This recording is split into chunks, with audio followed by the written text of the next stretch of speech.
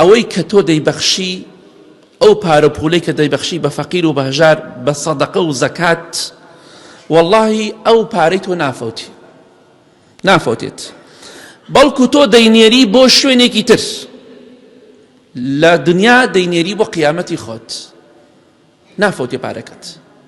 دینار بە دینار کە لەبەر خاتری خوابەخشی وتە، یا دینار بە دینار کە تۆ حتا لە قورئانە زەکات بە سەدەقە ناوبراوە، ئەو سەدەقە ئەو زەکاتی کە دەری ئەکەی ئەیدەی بە خەڵکی فەقیر و هەژار، ئەوانەی کە نەفسیان بەرزە، ئەوانەی کە بەڕاستی فەقیرن. هەر کەسێک لە ئێمە کۆمەڵە فەقیرێک دەناسین، کۆمەڵە فەقیرێک دەناسین، بەڵام یەک خاڵێکی پێویستە ئاگاداری بن. ئەو کەسانی کە بەدوای ماڵی فەقیر ئاگەڕێن، چۆن داوای ژنەکەی بڕۆ ئاوا پرسیار بکە بزانە ئەم ماڵە شایستەی ئەوەیە، چونکە ئەگە ئاگادار نەبی چاک داخ دەکەن.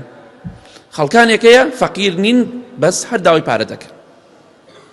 بۆیە بگەڕێن، منیش و ئێوەش کۆمەڵە ماڵێکی فەقیر دەناسین، شایانی ئەوەن، حەیشە شایانی ئەوە نییە 1000 زەکاتی بدەیتە، چونکە پێی ناشی.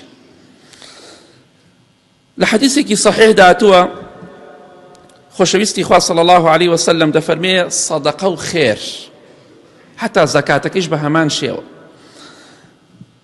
گەرمایی ناڕەحەتی ناو قەبر و قیامەتت ناهێڵێ. إن الصدقة لتطفئ عن أهلها حر القبور.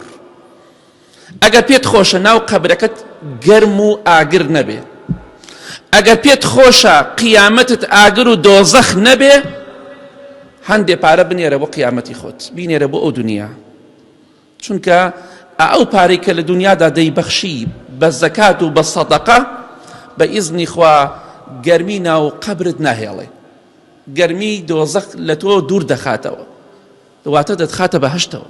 هۆکارێکە بۆ چوونە بەهەشتی تۆ، کەواتە بەکەمی مەزانە، یارمەتی خەڵکی فەقیر و هەژار بدە، دوای ڕەمەزانیش بەپێی توانای خۆت ئەوەی توانات هەیە قوسوریتیان مەکە.